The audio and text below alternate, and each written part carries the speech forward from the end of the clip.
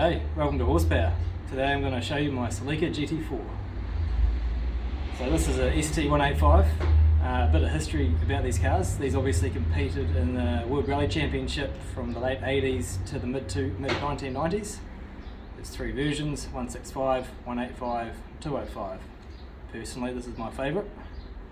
A bit of history about this car. So this is one of only 5 New Zealand new ST185s. They were very expensive cars back in the day. They were around $100,000, which is why there weren't many of them. As such, this is an export model, so it's wide body, it's got different brakes and different gearboxes. It's the same spec as an Australian new one. This one here looks like the homologation version, the RC version or the CS version. This one is just a replica, it's not a genuine one. So firstly, a quick overview of the outside of the car. So up the front here we've got fiberglass replica RC bonnet, fiberglass replica RC bumper, and fiberglass wide body front guards. They're supplied by Agile Performance.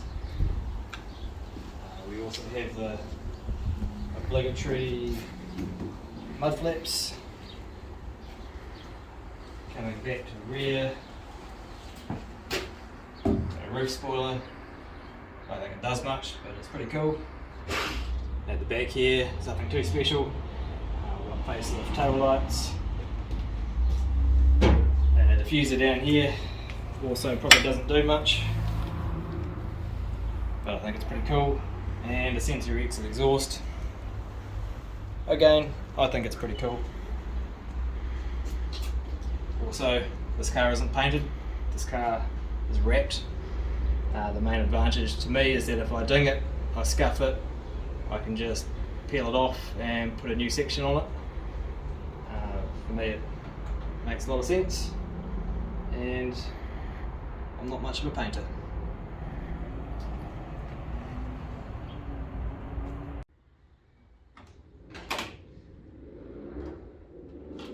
Right, the heart of the beast, 3S GTE. So these ST185s come with a Generation 2 3S GTE. If you're building a GT4 racer rally car, I wouldn't recommend using it.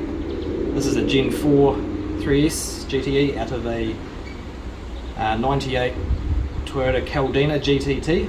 They're very similar to the early ones, but with a revised cylinder head. They have coil-on plug, they have crank triggers, they've got a better oiling system. In my opinion, they're the best base to start with. The only problem, from factory they have quite small rods, so you really want to upgrade those. So this is a fully built engine. It's got Manley forged rods, CP pistons, ARP main studs. It's all fairly kind of standard rebuild stuff. There's nothing too special going on. So the only special thing is that it's got oversized head studs. The 3S's only have 10mm head studs from factory, which is quite small. So I've upgraded to 11mm, which is what Evos come with.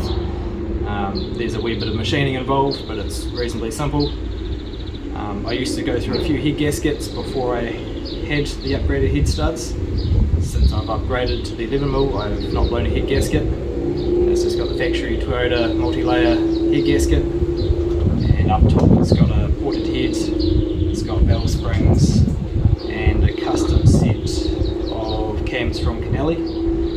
Actually it's just got a Canelli exhaust cam, and it's got a 3S GE intake cam, which is what they recommend for what I do with this motor. So in a rally car you really want torque and you want response. So maximum power is not the goal, and those cams are ideal for getting the turbo up on boost and for getting it nice and responsive. Turbo, we've got a Ball Borner EFR 6758. It's really a magic piece of kit.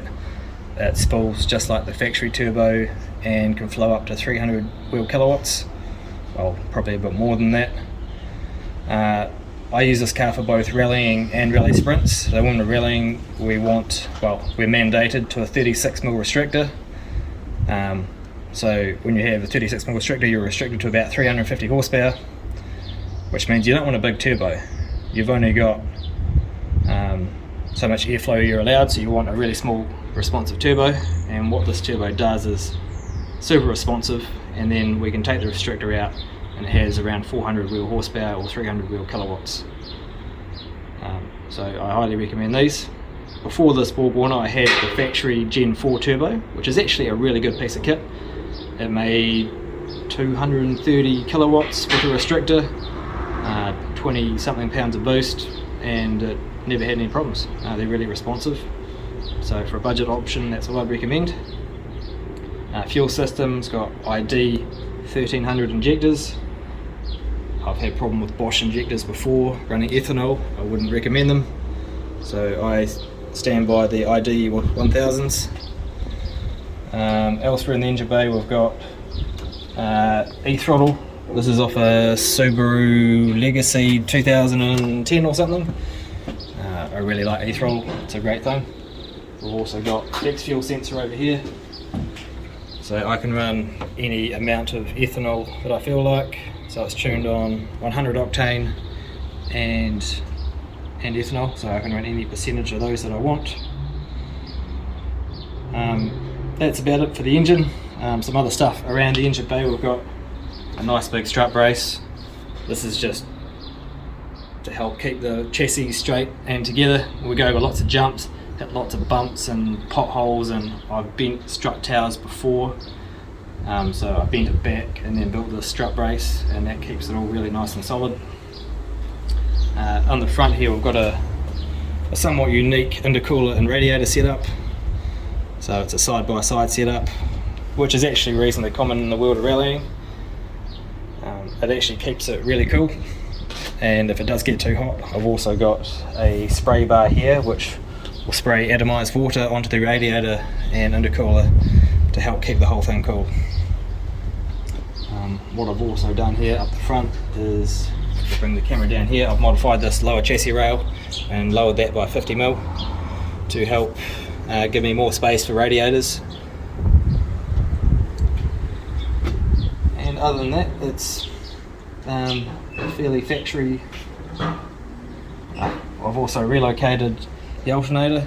That gets it lower down in the engine bay and makes the whole package a bit nicer, gets the weight lower down.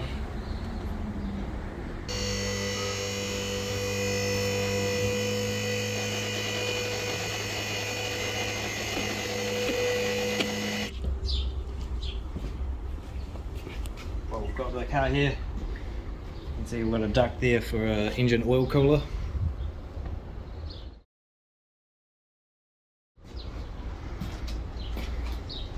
And also a wee heat exchanger to help cool the power steering fluid.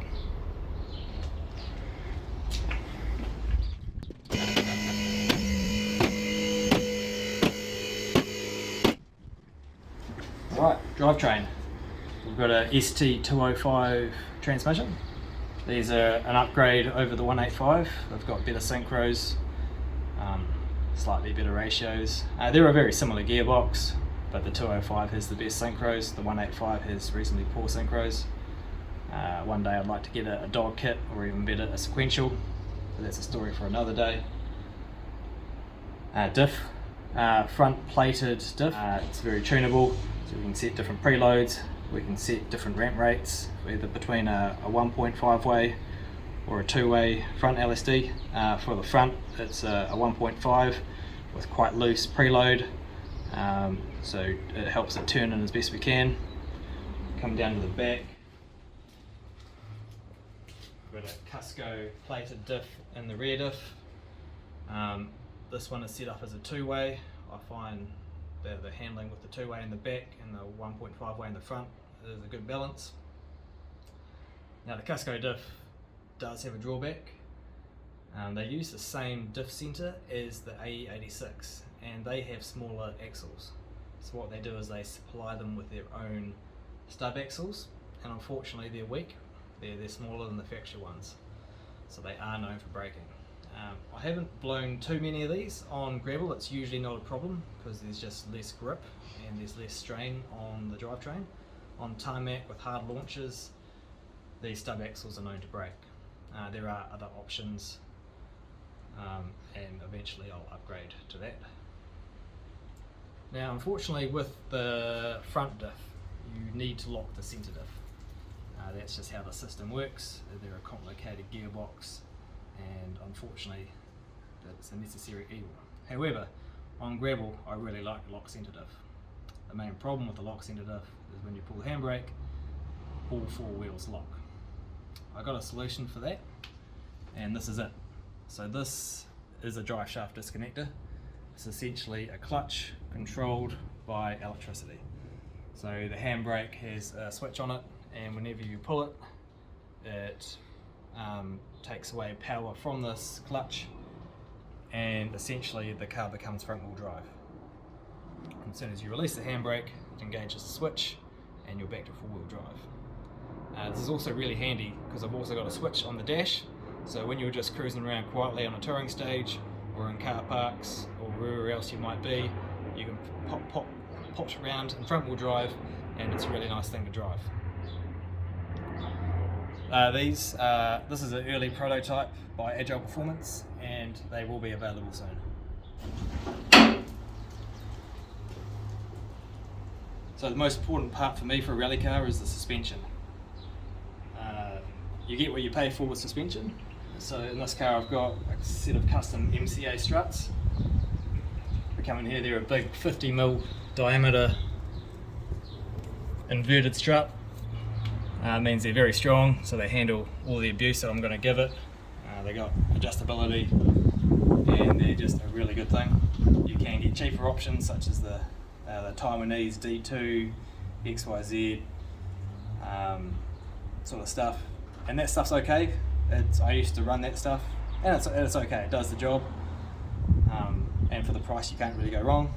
Also, not a bad place to start is actually the factory suspension. It's nice and soft and supple for off-road use. The only problem is it doesn't last, so be prepared to replace it quite often. So at the moment, I use this car on both gravel and tarmac, mostly gravel, but at the moment I've got tarmac set up. So I've got a shorter spring with a high spring rate and a helper spring here to help keep it up top to keep it captive. When I'm on gravel, I put a much longer, softer spring in it. As well with the MCAs here, you can also change out these inserts which give you more or less camber. With the suspension setup there's a lot of adjustment. So down the bottom here we have Agile Performance lower control arms. So these have adjustable camber and caster. The great things about these is they're really easy to change. You don't need to pull your suspension apart to adjust anything. You can do it all in situ, and it means you can also play around with your wheel alignment settings at the track or at a rally in between stages. It's very quick and easy. It's just a matter of loosening off the lock nuts and tightening them back up. I also run the factory front sway bar. I have experimented in the past with running no front sway bar, and with different dampeners it works quite well. The thing about setting up a rally car is you can have all the most expensive top name items in the world, and if you bolt them to your car it won't necessarily work. They've all got to work in unison together to suit both the driver and the car, and no two setups are the same. So it's really a matter of trial and error to find out what you like as a driver and what's going to work with all your individual components. And brake wise, we've got a set of Brake Tech 4-pot calipers with a two-piece rotor, 4-pot caliper, and a spacer here to ensure all my wheels clear the caliper. The problem with rallying is you need 15-inch wheels, so you need a small brake to clear 15-inch wheels, and as far as I know this is the only kit available on the market which bolts on and clears 15-inch wheels. Again, this is available from Agile Performance.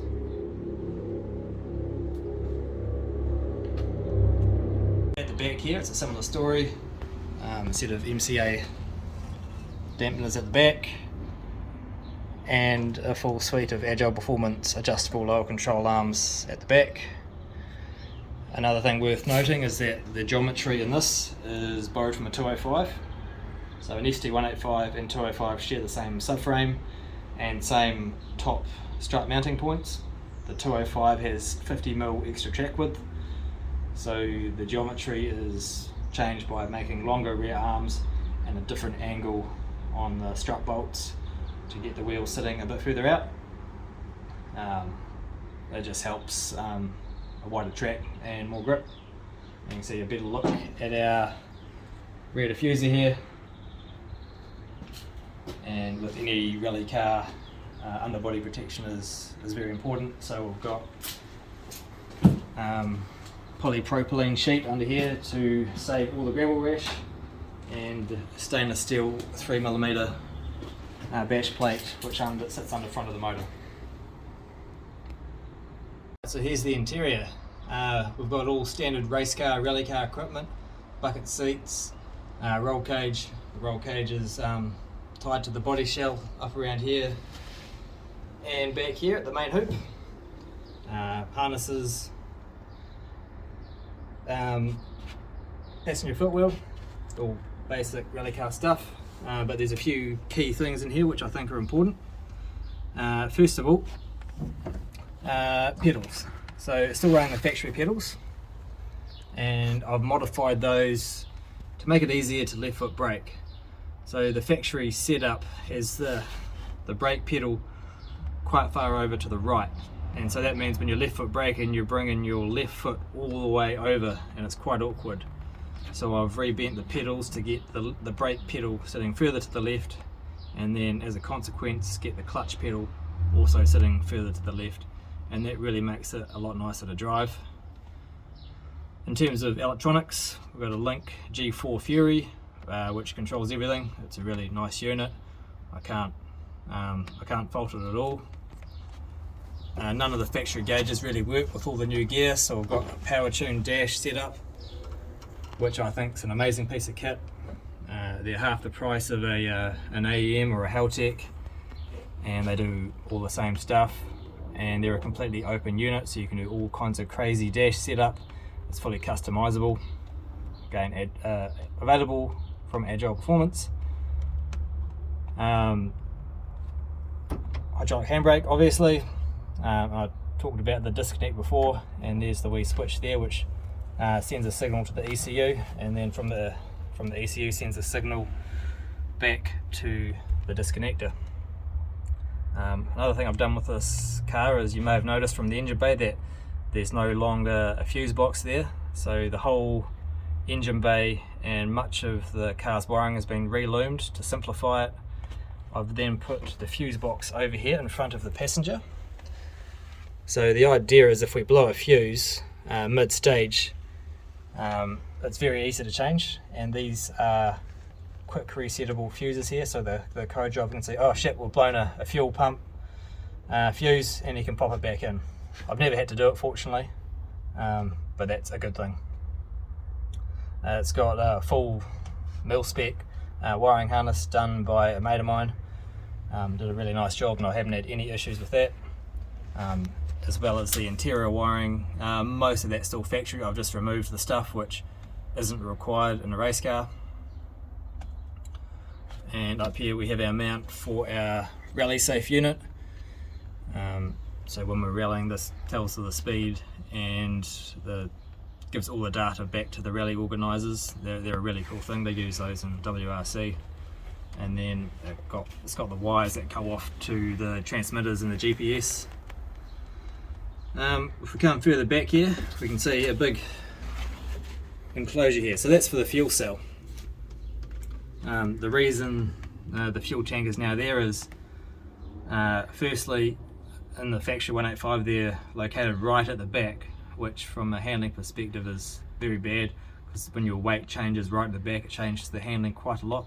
So you bring that weight towards the center of the car and it makes it much more predictable.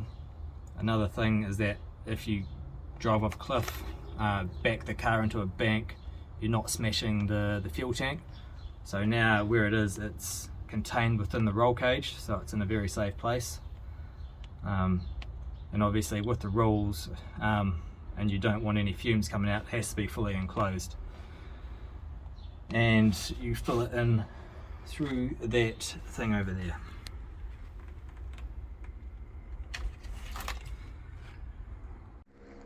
Fuel system here without the lid on.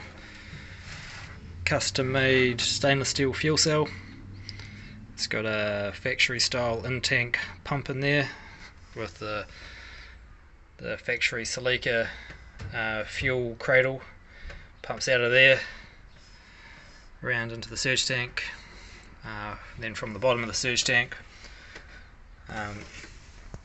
there's a AEM external fuel pump which sucks out of there through this hose here and towards the engine. We then have the return back from the fuel rail to the top of the surge tank, and then from the surge tank drains back into the fuel cell. We've also got the factory Celica fuel level sender here too.